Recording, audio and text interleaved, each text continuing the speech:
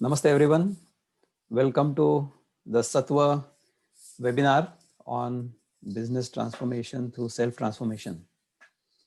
Dr. Goyal, our friend who is with us, has requested me that I should speak about this topic. I will try to make a brief presentation for about 15 to 20 minutes.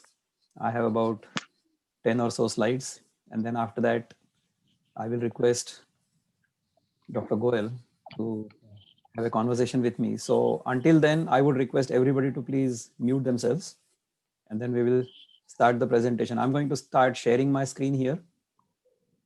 So this is my final slide, of course, but we are going to start with the first slide here. So let me start with the first slide. It says business transformation through self-transformation. So that's what you should see on your screen. Okay. Before I give my presentations, I always like to give a disclaimer. All information, content, and material presented here is for information and not intended to be a critique on anyone's belief system. I'm only presenting my personal experience, and you may take from this presentation what is suitable for you and let go of whatever does not suit you. So I'm not expecting that you will agree with me. If you don't agree with me, that's completely okay. You should not believe me. You should not believe anybody. You should only try to seek the truth and experience it yourself. Because unless you experience it, whatever I might be telling you might be the truth for me. But if you have not experienced it, it is not the truth for you. It's only a fairy tale. So try to experience it yourself. All right, so this is the presentation outline. What is business? Business is basically an expansion of ourself, or is it? I'll go through some Gita verses because I see Gita as a practical guide in both our day-to-day life as well as our personal life. Then some concluding remarks, and I'll give you contact details. So what is business? The word business comes from the word busy, which means we are doing things. Okay. A business in the traditional sense of the word, the way we understand it traditionally, is we provide goods or services to our customers in exchange for money. Okay. So it's basically a transaction. I'm giving you something and you are giving me back something else. Okay. Also, business should mean that I give my customers the best quality product. Okay. And business can also mean organization where people work together. I will also, towards the end of the presentation, tell about Sattva, which is the initiative we have. We run that not exactly as a charity and not exactly as a business that's going to make a huge amount of profit, but somewhere in between, so that it is fulfilling for those who participate. It is fulfilling for us, and also it fulfills all of these criteria for being a successful business. Okay. See, what is a business? Business is really an expansion of self. Business is not a lifeless entity. Business has its own life. Okay. But business by itself cannot have life. Business is made up of people, and the people are living entities that create a business. So business is basically an entity or a concept we have in our own mind. When two or three people come together, or even a single person transacts with the world or with his or her customers, then a business is born. Okay. So business is basically an abstract idea. All right. But that business, the abstract idea, becomes alive because of the people who are involved in that business, the people who run the business and the people who participate in the business.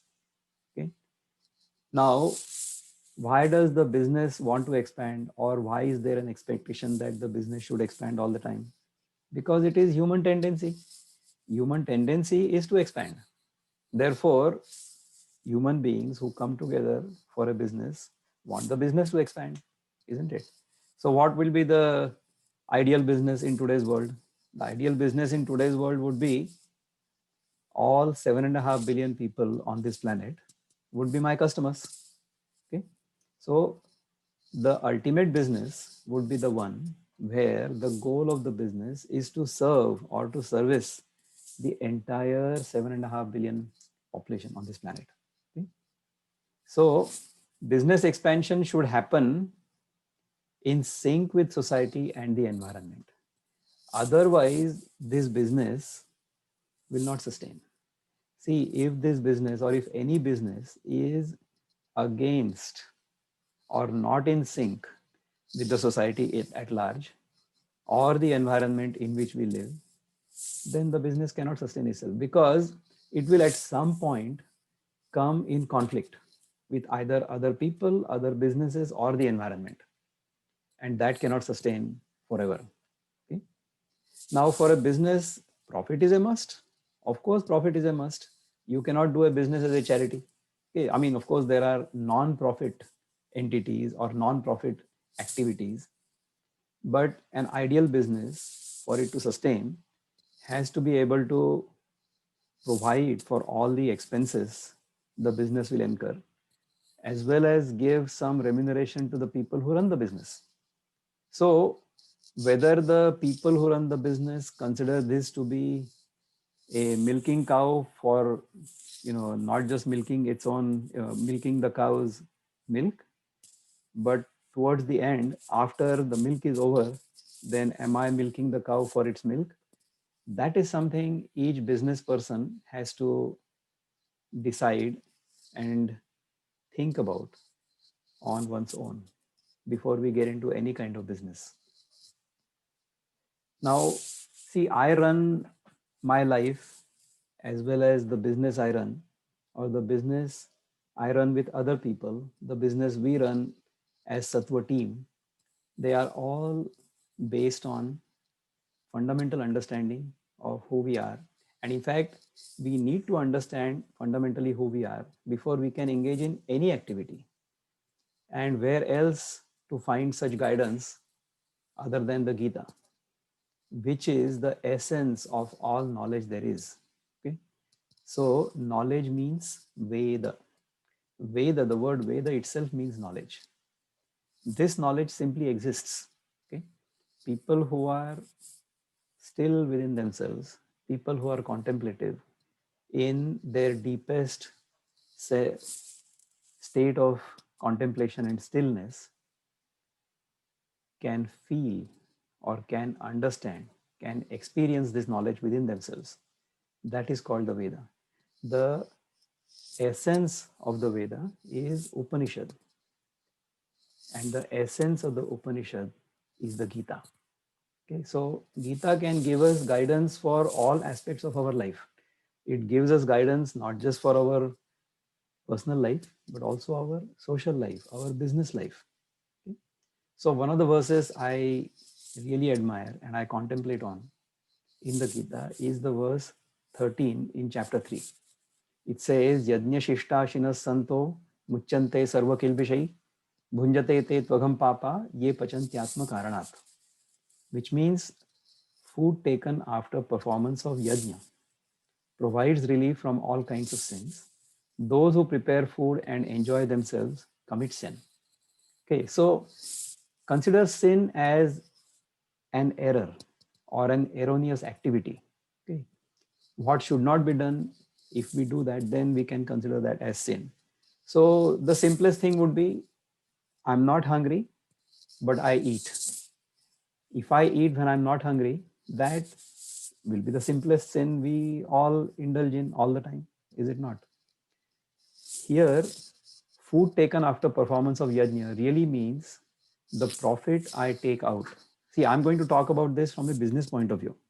Okay, so if I take profit from the business without conducting the business as a yajna, what does yajna mean here? Yajna means my business has to be towards serving people or in a spirit of service, rather than with a purely profit motive. So if I do not conduct my business with an intention to serve my customers in the best possible manner, then my intention to take profit out of it becomes the food taken before doing proper yajna, and that is sinful. That is what this means to me from the point of view of business. Bhunjate te tvagam papa ye pachantyatma karanat. So those who prepare food and enjoy themselves without having done the sacrifice first. So if I look at a business as a milking cow, but if I do not conduct the business in a mode of service or in a spirit of service, then I would not be doing that business right. This is how I understand this from the point of view of business. Okay. Another verse I like from the Gita is Evam pravartitam chakram nanu vartayati yah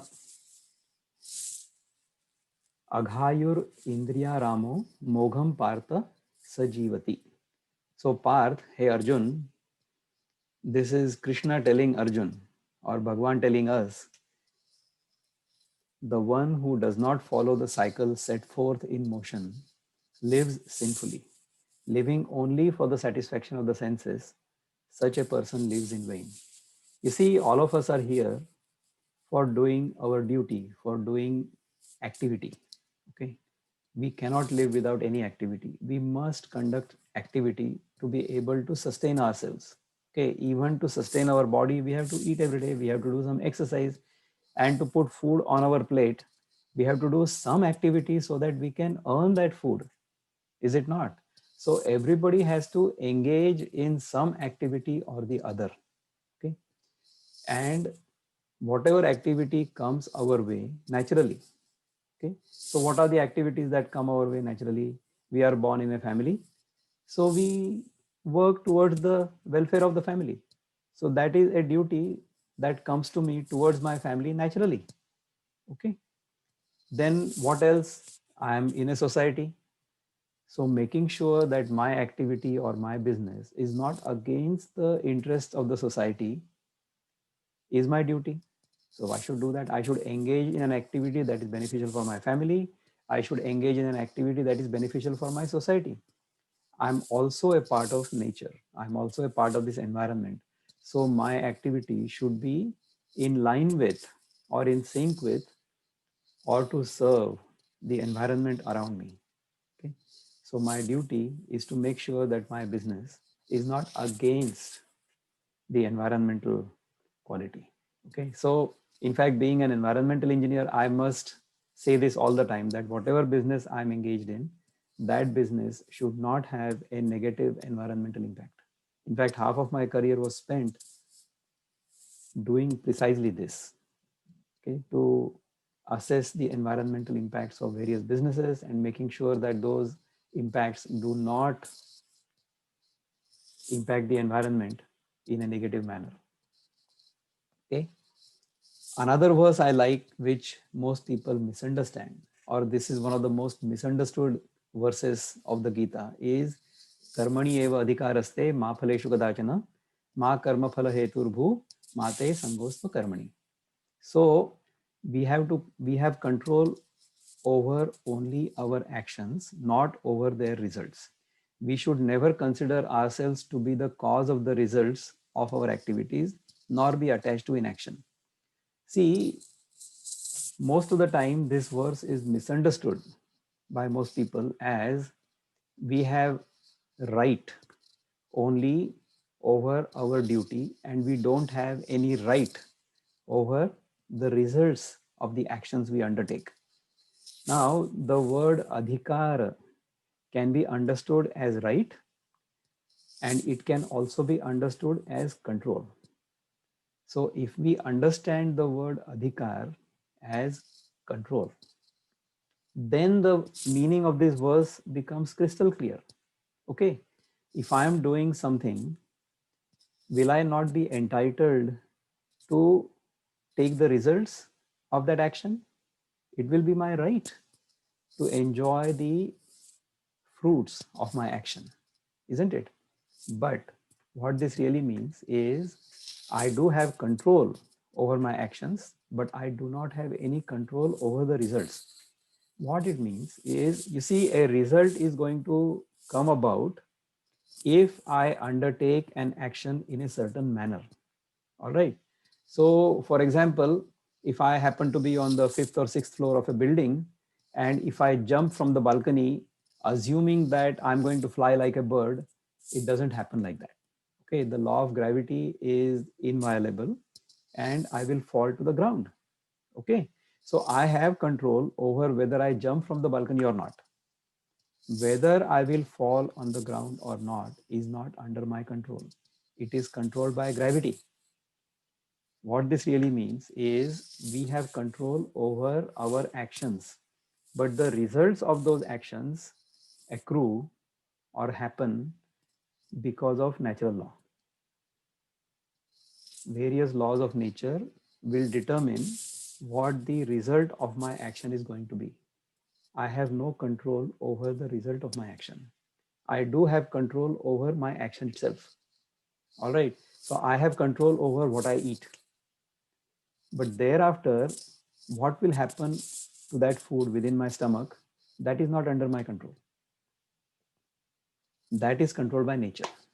In fact, in the 15th chapter, one of the verses says that aham vaishvanaro bhutva praninam deham ashritaha pranapana samayukta pachami annam chaturvidam. So Bhagwan is saying that I, as the digestive fire, will digest or do digest the food you eat. Okay. So the digestion is happening by divine natural law. That is not under our control. What is under our control is to understand how that thing works, how that law works, and follow that law. So therefore, if I eat the food that is beneficial for me, that is good for my body, that is good for my mind, then that food will result in a pure body and a pure mind. And then with that pure body and pure mind, regardless of whatever business I undertake, I will undertake that business in a proper manner. Okay. So that is why we started this whole activity called Sattva. And you are welcome to visit us at sattva.life and contact us at this address or at this phone number through WhatsApp and find out what we do. What we do is we take people from wherever they are to a more refined experience of their life, of themselves, and therefore whatever business they are engaged in, if they are a chartered accountant or an architect or a teacher or a businessman or whoever, you will end up doing that business well if you are purified from within. So I always like to give an example of an environmental engineer because I happen to be an environmental engineer, right? So what is the duty of an environmental engineer? An environmental engineer goes out in the society, goes out in the world and tries to clean up the environment. So clean up the air pollution control, clean up the water purification, water pollution control, clean up the land, waste management. All of those things are the duties of an environmental engineer.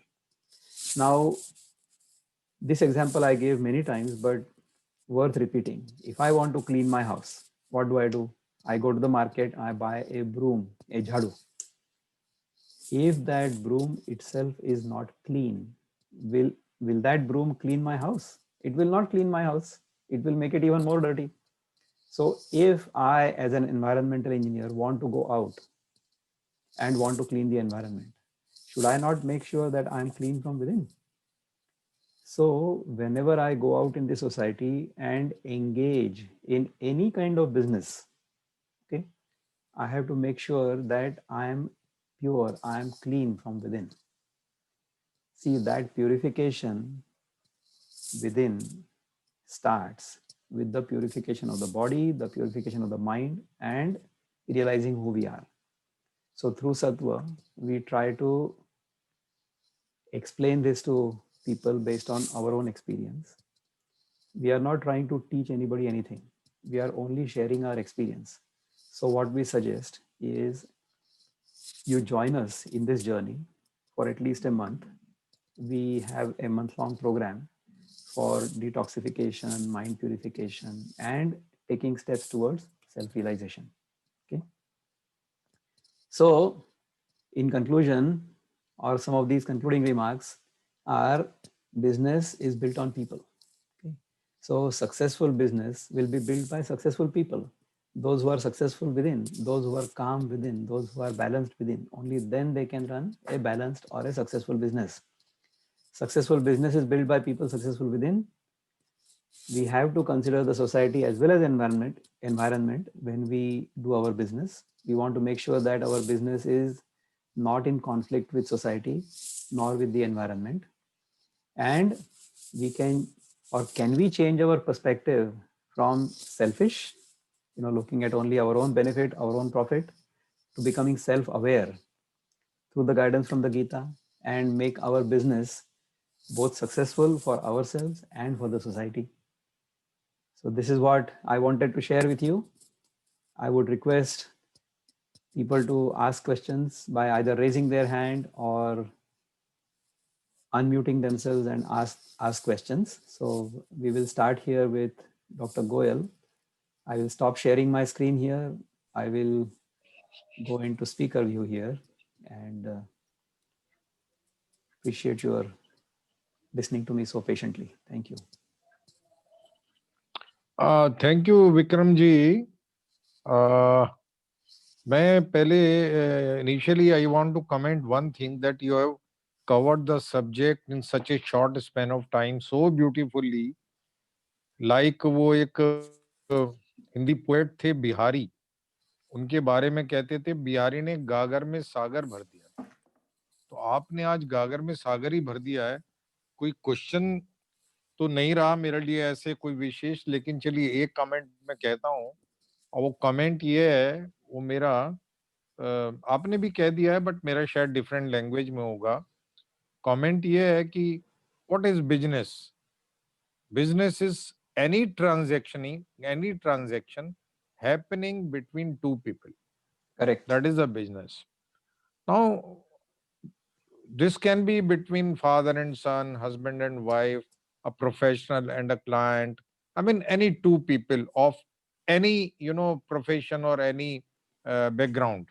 Mm-hmm. So, as you said, self purification, self cleaning, self, you know, transformation is very important to have that successful transaction between the two people called business. That is what I perceive. And here I want you to tell all of us the difference between transformation and change.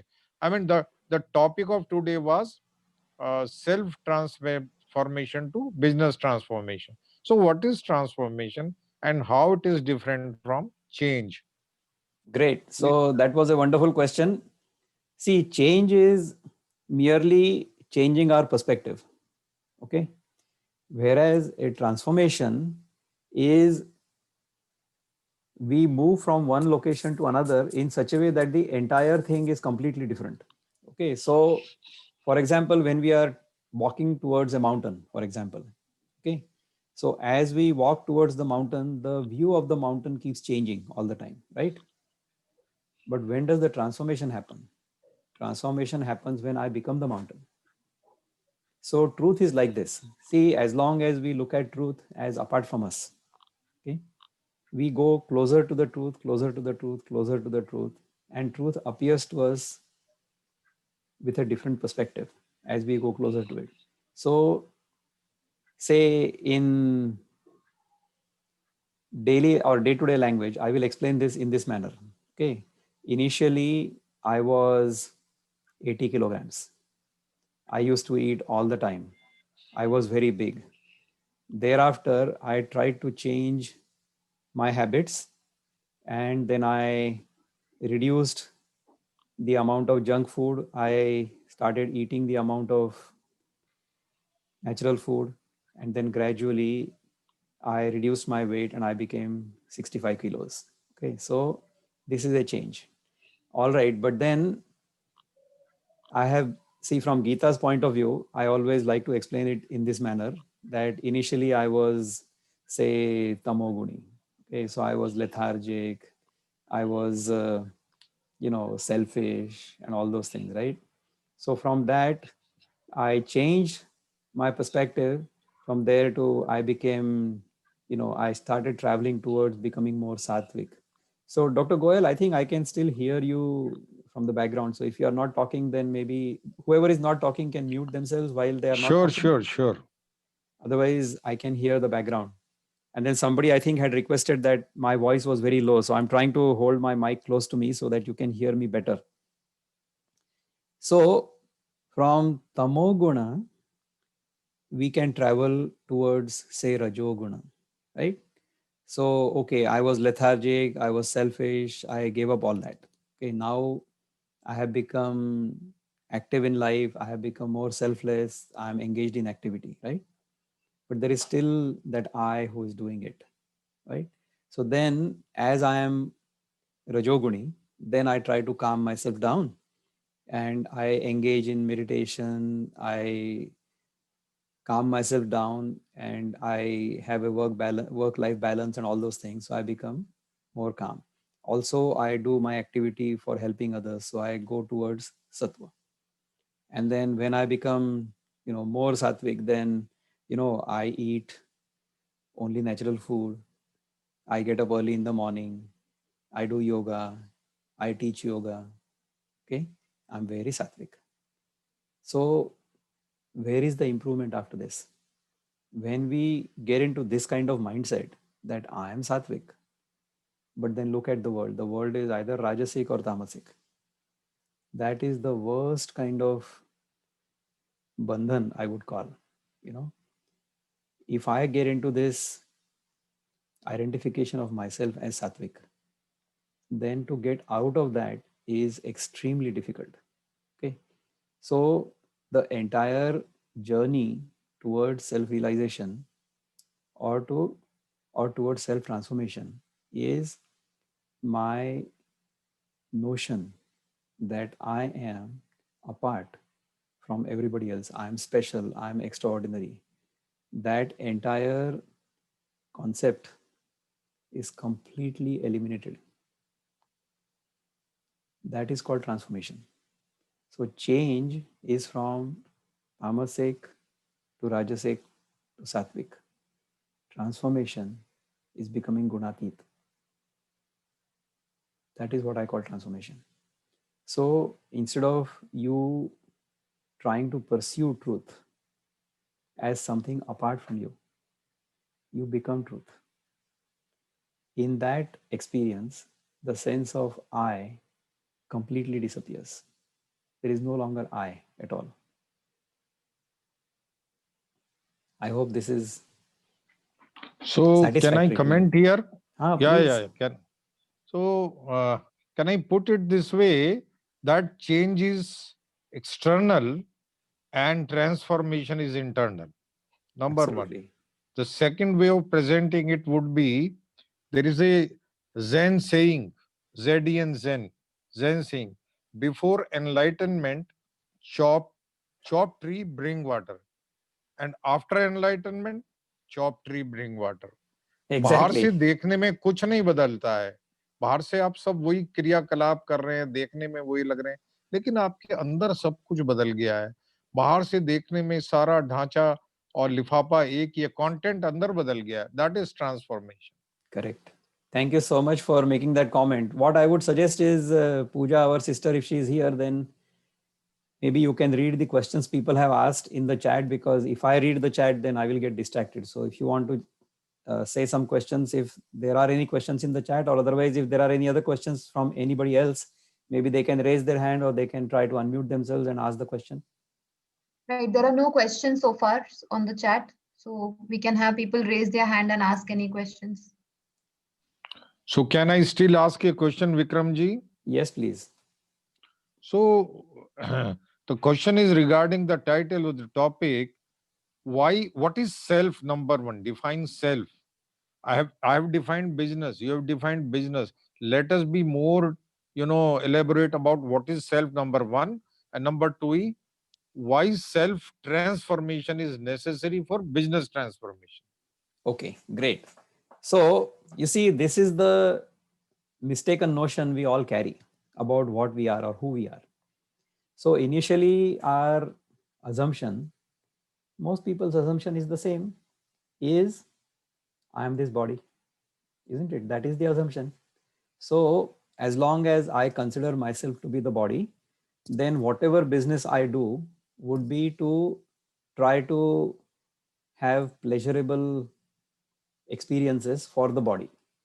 So when does a pleasurable experience happen for the body? It happens through my five senses. Shabda, Sparsha, Rupa, Rasa, Gandha. Shabda means sound. So if I hear something beautiful, if I hear a melodious song, then I'm happy. Sparsha means touch. If I touch something soft, the clothes I'm wearing are soft, so it's pleasurable. Rupa means what I see. So if I see a beautiful scene, then I'm happy. The scenery where I live is not good, then let me go to Switzerland. Then I'll be happy. So I seek these pleasures that come to me from my senses. And all of my business will be towards increasing or enhancing these experiences. Then the fourth thing is rasa. Rasa means taste. So I would like to eat tasty food all the time. Unfortunately, I cannot eat more than my capacity at any given time. So I reach the limit of that pleasure very quickly. Okay. And the last thing is gandha, means smell. So I love to smell a good fragrance. If I smell something bad, then I run away from it. So all of my business, all of my activities are geared towards satisfying my senses when I consider myself to be the body. So that is the first notion. All right. But over time, we come to realize that, this body is changing, but I am not changing. So when does that happen? So if I am a young boy, everybody treats me like a young boy, and then I grow up, and then I go to college, and then I start working somewhere, and I keep doing my things, and I keep jogging, doing my exercise. So I'm on a jog in the morning, and then suddenly a young boy looks at me and says, "Uncle, what is the time?" So then I get jolted. When have I become an uncle? So I was always considering myself to be a boy, but suddenly I seem to have become a man. Means what? My body has changed. So somebody else has identified this body as an uncle. Okay. But from within me, I have no experience of any change. I see myself as the same. Then I start wondering whether I'm really the body. And I come to the conclusion that no, I'm not the body. I'm somebody within the body. Okay. So then I come to the second notion of being a jiva or a soul. Means, okay, I am not the body. I am within the body. I am the unchanging soul within the body. But I, as an individual soul, is different or apart from you as an individual soul or jiva. So again, can I request everybody to mute themselves, because I can hear some background noise. So anyhow, so the first misconception or the first mistaken identity I had was I'm the body. The second mistaken identity I have is I'm the individual soul or an individual jiva, individual as apart from you. Okay. I'm again trying to define the self. Huh? So I'm taking you step by step how our concept of self changes based on where we are on our journey. So when I'm far away from the mountain looks in a certain manner. When I go closer, it looks slightly different. Okay. So the first misunderstanding, the first mistaken concept is I'm the body. That is wrong. The second mistaken concept, I am the individual jiva as apart from you. Let us try to examine whether that is really true or not. So when I'm awake, I do experience myself to be apart from you, because I'm looking at you, I'm looking at your body, and your body appears to be different from mine because I can see it with my own eyes, right? So there is a sense of separateness or otherness during waking experience. There is also a sense of otherness and separateness when we are dreaming. Within the dream, you don't exist physically the way you are existing right now, but you exist in my mind. And I can imagine there is an image of you in my dream. Okay, in my dream, there is an experience of separateness still. Okay, but when I fall asleep, when I am in the deep sleep experience, what happens then? In the deep sleep experience, there is no sense of otherness or separateness. That experience of deep sleep is the same for me, you, everybody, and the animal, and the dog, and the donkey, and the bird, everybody. So the experience of deep sleep is one for everybody. Okay. In that experience, there is no sense of separateness or otherness. So any experience that starts in time and ends in time, that comes and goes, that is not permanent, cannot be real because it is changing. And only that experience which never changes, that experience or that awareness which is observing all of these changes, that awareness is our essential nature. Okay, that is the true self. Once we realize that that is the true self, then from that perspective, all of our activities, all of our attitudes, all of our talk, everything changes completely. That is what I call transformation. Now, how do we realize that, or how do we get there? That is the next question. You see, initially, when we are in the mistaken notion that I'm this body, then we'll try to, do things for the body, right? But once we start realizing that no, we are not the body, we are something else, then we start pursuing something else.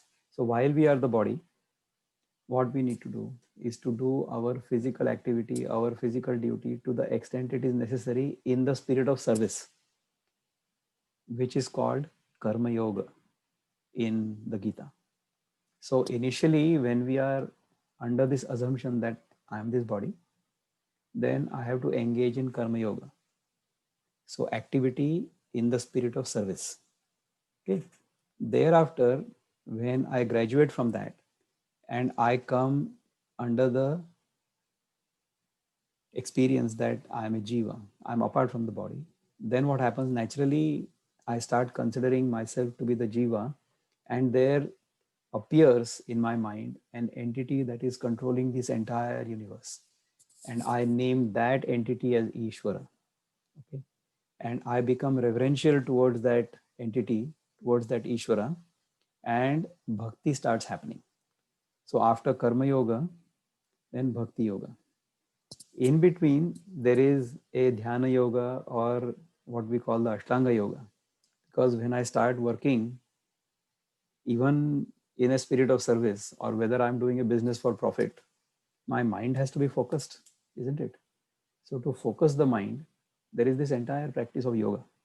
Okay. So I do karma yoga, then I do dhyana yoga, and then I do bhakti yoga. Okay.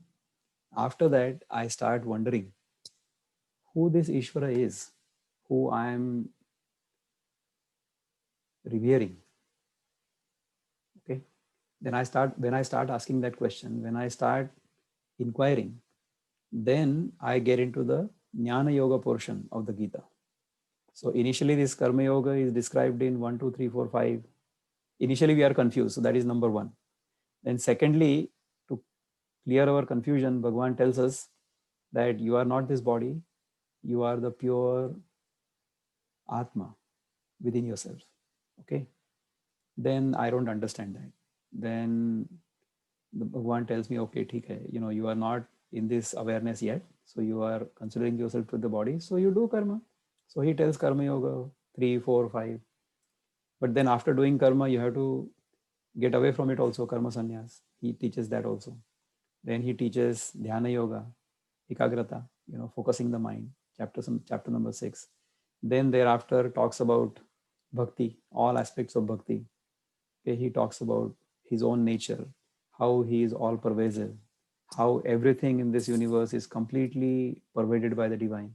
All of those things fall under the purview of bhakti. And then when we inquire about who this deity is, who this Ishvara is, then that is chapter 13, 14, 15. And by chapter 15, then Bhagwan tells us the deepest secret knowledge, iti guhyatamam shastram. That's what he teaches in that, in which he clearly tells the jiva as an independent entity is an illusion. Jagat, this world as we perceive, is an illusion. And Ishvara, as we perceive, is also an illusion. And the real me and the Ishvara and the Paramatma is all the same. The same Paramatma, the same Supreme Self, the same unadulterated consciousness appears as the Ishvara, appears as the Jagat, and appears as the Jiva, depending upon the superimposition or depending upon the upadhi we give to that same ultimate reality. That same ultimate reality is our essential nature. As long as we are considering that to be apart from us, we don't understand anything. We'll keep doing change, change 1, change 2, change 3. But once we realize that that ultimate reality is our essential nature, then all of these things will get dropped. That's when self transformation as well as self realization will happen. So that is what the journey of the self is. The journey of the self is from the mistaken notion that I am apart to the realization that I am the whole. I am the ultimate reality from which everything is born. So I hope I answered this question to your satisfaction, Dr. Goyal. Beautiful answer, Vikramji. I'll add to it. The journey of the self is from the mistaken notion to the self-realization that I'm the same. I am one with the Paramatma. Chidananda Rupa Shivo Ham Shivam. Aham Brahmasmi. I am Atma Brahm. Tattvamasi. What Upanishads have roaringly declared. Now, one thing I'll add to this is Kalidas probably in his treatise Kumar Sambhav has said Sharira Madhyam Khalu Dharma Sadhanam. Body is verily the uh, vehicle for all dharmas, all duties. अगर हमारा शरीर ठीक है तो हम society के लिए, अपने लिए, परिवार के लिए, क्लाइंट्स के लिए सब कुछ ठीक कर सकते हैं. अगर शरीर ठीक नहीं है तो कुछ भी ठीक से नहीं कर सकते. तो यहाँ एक वो पॉइंट आता है which you were telling, whatever I eat, only up to that is in my control. Beyond that, how the body processes it is not in my control. Correct. So here comes the question that control, or you say choice, or you say free will. Correct. Now, I have a choice of what I put into my system. I may be putting fruits, or I'm putting it samosa and rasgulla. I mean, they both will be processed in different way. Healthy food going inside our system will bring health to us, and unhealthy food going inside our system, because we do not have further control, will bring disease in us. Hope I am also clear about this. Correct. Absolutely correct. And in fact, that is the reason we offer a program for participants who can join us for a 30-day period. And you yourself are a beneficiary of that. So you are a part of our program. You are participating in our program. Maybe you can tell about your experience of what this program is capable of doing and what you have experienced through it. See, this program is wonderful. I mean, by this program, you talk to each and every participant before starting the program. There is a one-on-one session. Now, one-on-one session is to know the vrittis of the person. Vrittis means tendencies of the person, body tendencies as well as mental tendencies. So, after going through the interview, you analyze, and there is a dietitian also in the Sattva team and then she sends a mail that you change this much, this diet and this diet. So that is a prescription for the physical self to change your wrong things into a correct thing. Okay. Correct. And then from the next day, the 30 days detox program starts. Now it consists of a very elaborate yoga session by Vikramji himself, uh, demonstrating all the asanas, etc., and pranayama, and and a short savasana or yoga nidra also, which is a complete package for physical culture. And for the mental and intellectual culture, afterwards there is a small satsang in the last 10 minutes or so, in which the people, the devotees or the sadhak can ask questions. They can clarify their doubts, their preconceived notions, prejudices, they are removed. So this is a really, really powerful program.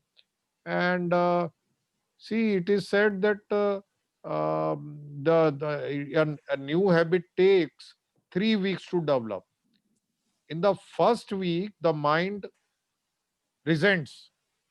In the second very week, the mind is start adopting little bit, and in the third week, the mind accepts, and then the habit is formed. So this 30-day program, I'll say to all my friends who are listening to this, conversation, is really, really powerful. If you are not getting up at 5 or 6, you start getting up at 5:30, so that you join at 6, and then from 6 to 7 is the program, and then you uh, do your further day-to-day activity. So it is really, really a powerful program. Great. Thank you, Dr. Goel, for this compliment. I see one question from our sister Saili. How does meditation help? And how does this whole practice help in? So let me read that question, Saili. I think you have asked me how meditation and diet go along. They go along together, and how this diet helps to improve our focus.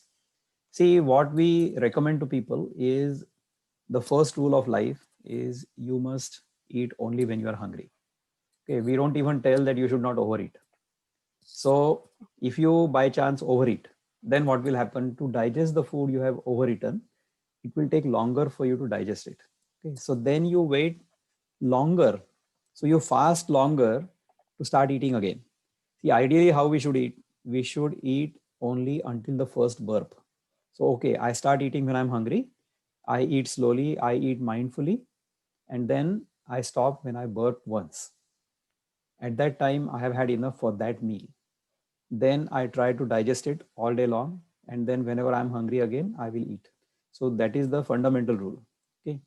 Now, meditation is, I often say that meditation is not an activity. Meditation is not something we do. Meditation is an experience. We don't have to do meditation, we have to be in meditation. We have to live meditatively. So even the action or the karma of eating has to be done mindfully, has to be done with our mind into it. Otherwise, what will happen if we eat mindlessly, or if we are eating while doing something else, then we won't even recognize the signals our body is giving us. Whether we are full or not, we tend to overeat when we are distracted while we are eating. We should not do that. So being mindful, being meditative is sacrosanct. We should do all of our activities consciously. Otherwise, what is the difference between us and any other animal?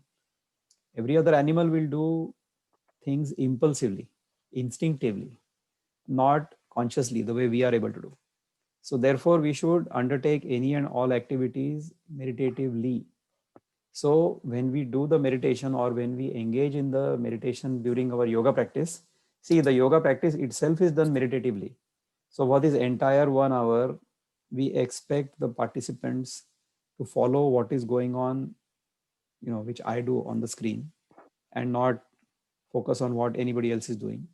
Secondly, after the exercises are done, then we undertake a yoga nidra. We do the dhyana while lying down in shavasana. rather than sitting up. See, we can do that while sitting up also, but while sitting, we may fall asleep, then we will fall down. So why take that chance? Many of our participants will fall asleep while they are doing this yoga nidra, while they are doing this meditation, while they are lying down, which is okay. Ours might be the only class in the world where it is taught how to sleep well. Okay, and it is encouraged that you sleep in the class. So if you fall asleep while doing this yoga nidra and do not wake up, that's okay. You fall asleep whenever your yoga nidra is over, then you will get up. In fact, we suggest you should undertake this yoga nidra. You start this yoga nidra when you go to bed. If you do that, then the sleep is very deep and you fall asleep quickly. If we do that, that is the technique to fall asleep properly or to go to sleep properly. All right, so we encourage that. We encourage being meditative throughout the day. We encourage being meditative even while consuming the diet. The diet helps us become meditative, and our practice of meditation, whatever techniques we do or whatever practices we do, they help us become more meditative, and they help us choose the right kind of food also. So the diet helps with the mind and the mind helps the diet also. So that is what happens. So we will very strongly encourage people to take advantage of this and try to join us for a program like this. It will be wonderful. Any other questions, Saili or Pooja? I can comment, but I was interested that the listeners or those who are watching, they must ask some questions. Absolutely. So if there are any questions, if you can raise your hand or maybe unmute yourself. Neha Parmar, I see, is unmuted. So Neha, are you interested in asking a question? Uh, yeah, are you able to hear me? Yes, Neha, please go ahead. Actually, there is a uh, for me. I usually don't get hungry 3 times a day. Morning hours, I'm not hungry. So the concept of eat when you are hungry is like very. I don't have that body clock, neither for appetite nor for cleansing stomach. Like I No don't get. problem.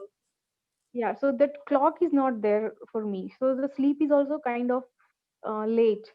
Sometimes I'm hungry in the early morning where I'm sleeping and I'm not getting up to eat. And then sometimes I'm getting up but I'm not hungry and then I eat the straight at 12 or 1 p.m. but I'm not getting hungry in the morning hours.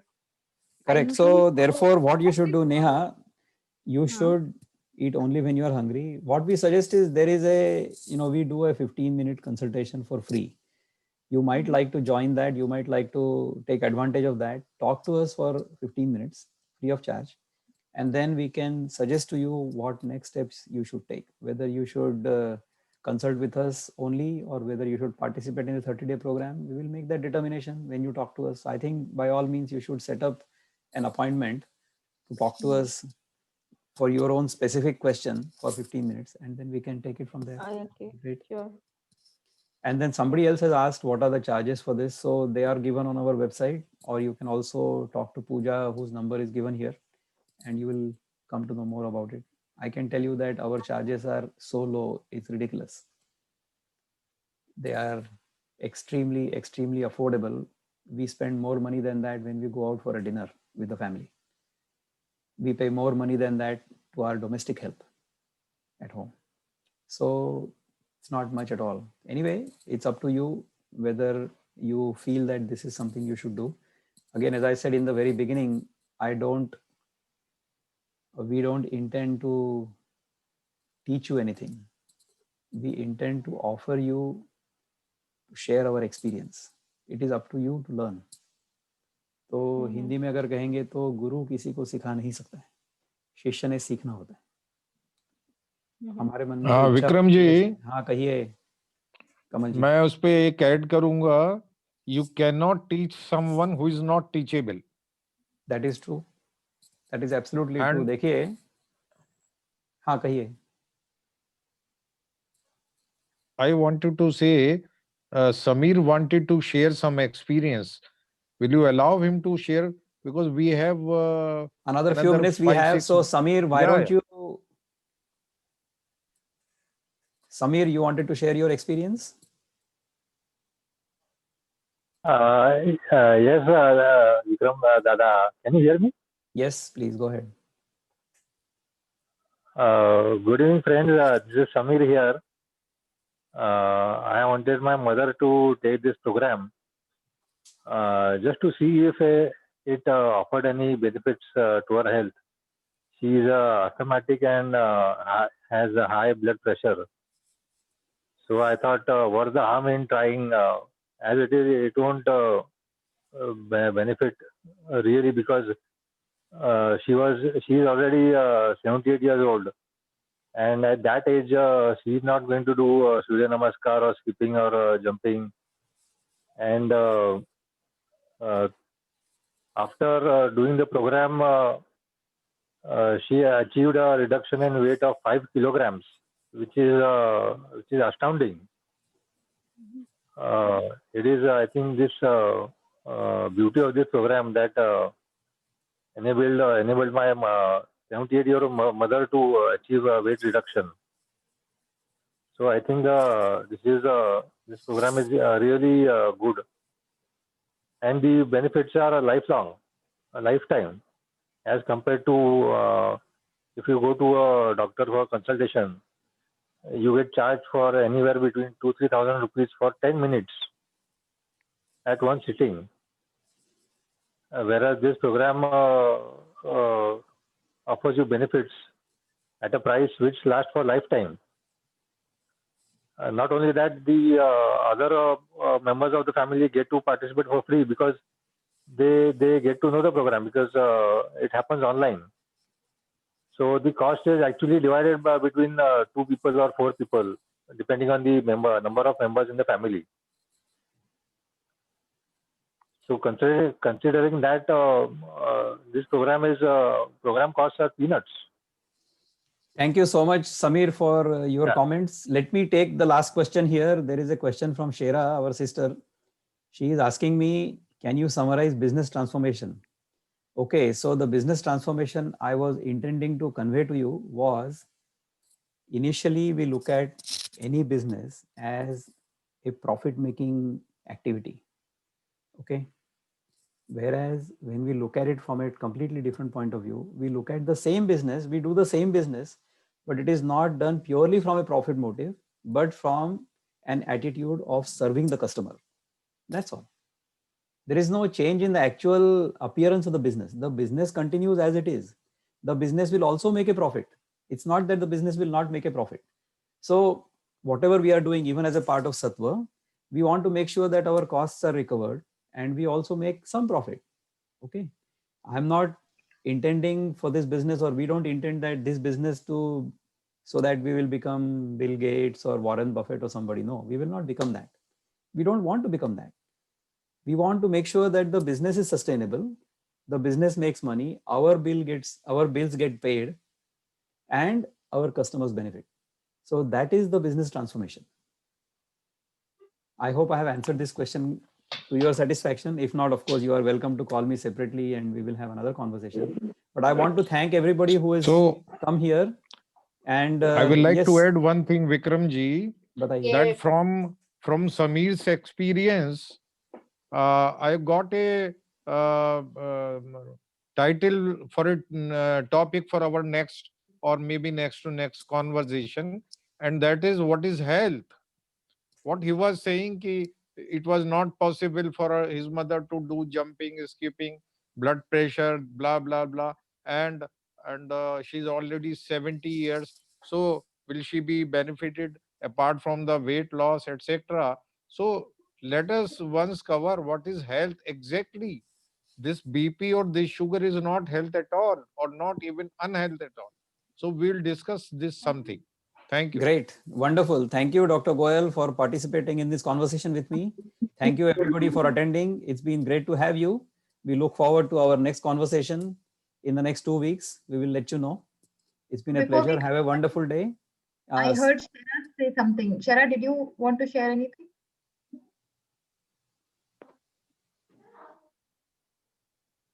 Okay, Shera wanted to say thank you. That is great. Shera, it's wonderful to see you and wonderful to have you on this program. Have a wonderful evening, everybody in Bharat, and have a wonderful day, Thank you, everybody sir. in America. Okay, great to see all of you. Thank you.